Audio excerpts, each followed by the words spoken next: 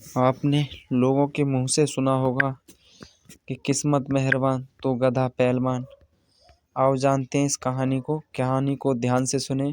कहानी बड़ी ही दिलचस्प होने वाली है। पहले ऐसी कहानी आपने नहीं सुनी होगी। ये तो सुना होगा कि किस्मत मेहरबान तो गधा पहलवान, लेकिन ये कहानी नहीं सुनी होगी पूरी। अब जानते हैं। ये बात सच है कि जिसके पास किस्मत होती है दुनिया उसी के कदम छूती है, चाहे वो गधा हो या रेस का घोड़ा।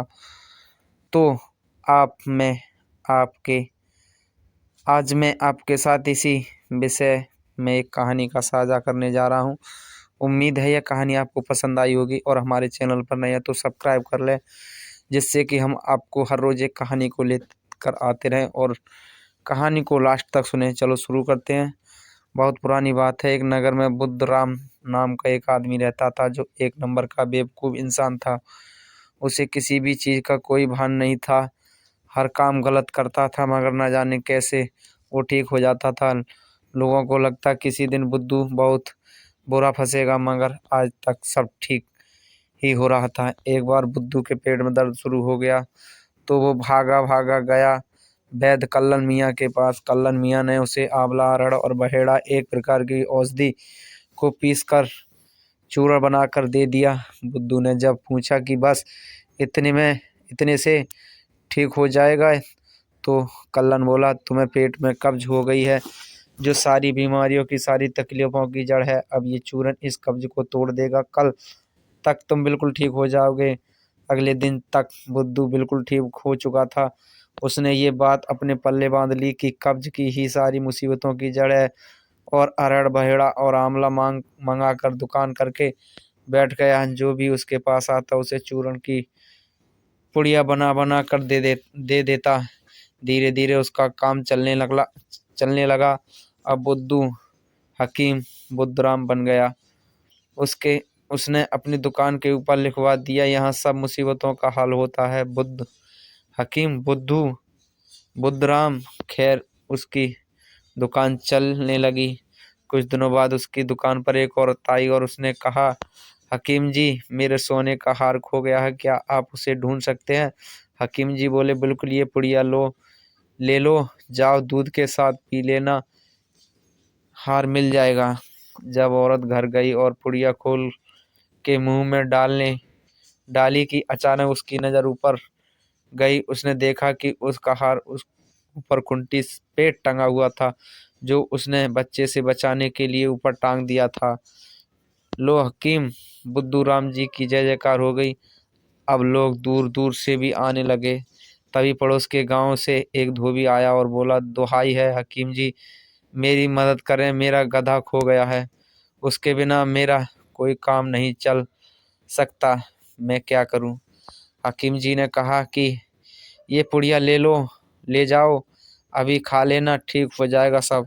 धोबी ने वही पुड़िया खाई। घर पहुंचते पहुंचते उसका पेट की गुड़गुड़ी के कारण बुरा हाल हो गया। वो तुरंत लोटा लेकर भागा। जब वो जंगल में पहुंचा तो उसने देखा कि उसका गधा जंगल में बैठा था और अपने मालिक को देखकर रहकने लगा। लो, हकीम बुद्धराम की जय जयकार। अब राजा हुकुमचंद के पास जा पहुंची। उसे तुरंत प्रभाव से राजमहल में उपस्थित होने का आदेश दिया गया। लो जी, बुद्ध जी राजदरबार में उपस्थित हुए। राजा ने भरी सभा में हकीम से के सामने एक उंगली खड़ी की ऊपर की ओर, एक उंगली खड़ी की और इशारा किया। हकीम ने सोचा कि चूर्ण में पड़ने वाली औषधि के बारे में पूछ रहे हैं। इशारे में उंगली हकीम ने 3 उंगली खड़ी की। राजा मुस्कुरा दिया। फिर उसने मिट्टी उठाकर हकीम की तरफ फेंकी।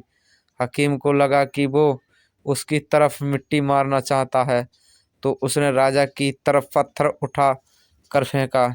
राजा हैरान हो गया और उसके सामने हाथ जोड़कर खड़ा हो गया और कहने लगा, हकीम जी, आप महान हो, बिना बोले समझ गए। मैंने आपसे पहले पूछा था, ईश्वर एक है क्या? तो आपने 3 उंगलियां खड़ी की, मतलब जन्म देने वाला, शिक्षा देने वाला और तीसरा खुद ईश्वर। फिर मैंने मिट्टी फेंक कर पूछा कि समय को कैसे बांध सकते हैं। तब आपने पत्थर फेंक कर बताया, अगर उस समय में अगर कोई ठोस कार्य कर लें तो समय बंध जाता है। आप बहुत महान हैं, दूरदर्शी हैं। कृपया मेरी सभा में मंत्री पद स्वीकार करें। अब बुद्धराम महामंत्री बुद्धराम हो गए। सारा दिन खाते और पड़े रहते। एक बार राजा के ऊपर पड़ोसी राजा ने महल हमला कर दिया। तुरंत मंत्री जी को बुलाया गया और इस समस्या का हल निकालने के लिए कहा। अब मंत्री जी की हवा खिसकी और सोचे कि अब मारा गया, मगर वही बात, जब किस्मत मेहरबान तो गधा पहलवान। मंत्री ने कहा कि मुझे फौज के साथ जाने दो। उसकी इच्छा थी कि वो सैनिक के साथ सुरक्षित रहेगा और पीछे से भाग जाएगा। राजा जी खुश हो गए। ऐसे वक्त जब कोई आगे नहीं आता तब मंत्री जी सरहद पर जा रहे हैं। हुकुमचंद खुश होकर उन्हें सेनापति बना कर उन्हें विदा किया। अब बुद्धराम जी फंसे। निकलने का सोचा था, मगर यहाँ तो पूरी फौज की भी जिम्मेदारी गले पड़ गई। बेचारे मुंह लटका कर चल दिए, मगर फिर भी वही बात याद आ गई। अरहर, बहेड़ा, आंवला का चूर्ण सभी मुसीबतों का हल है। उन्होंने खूब चूर्ण बनाया और रात को सभी फौजियों को चूर्ण खिला दिया। सुबह जब दुश्मन फौज के सब फौजियों को खेतों को में बैठा देखा तो भागकर अपने राजा के पास गए और सारा हाल सुना दिया। राजा ने सोचा, खूब सोचा, फिर बोला, शायद सारी फौज को मारने के लिए वो बारूद बिछा रहे हैं। तुरंत उसने फौज को पीछे लौटने का फैसला दिया और बिना लड़े हथियार डाल दिए। ये लो, यहाँ भी बुद्ध जी की जय जयकार हो गई। सारी फौज और हकीम बुद्धराम के चरणों में गिर गई। अब राजा हुकुमचंद की हवा खिसकी। अगर कल मंत्री कोई उसके खिलाफ षड्यंत्र कर दे और खुद राजा बन जाए। राजा ने बुद्धराम को बुलाया और खाली हाथ की मुट्ठी बांध कर पूछा, अगर तुम बता दो कि मेरी मुट्ठी में क्या है तो तुम्हें आधा राज मिलेगा, वरना तुझे मृत्युदंड मिलेगा। अब हकीम बुद्धराम को लगा आज तो मौत पक्की है। उसने हाथ बांधते हुए राजा से बोला, महाराज, आपके हाथ में हकीम की जान है। राजा उसके जवाब सुनकर खुश हो गया और उसे आधा राज भी दे दिया और अपनी सुकुमारी बेटी की शादी भी करवा दी। बस तभी से ये कहावत मशहूर हो गई कि जब किस्मत मेहरबान तो गधा पहलवान। आपने इस कहानी को सुना और यह कहानी आपको अवश्य पसंद आएगी। कहानी को अंत तक बने रहने के लिए धन्यवाद और हमारे चैनल को सब्सक्राइब कर लें, बेल आइकन दबा लें और ज़्यादा से ज़्यादा लोगों के पास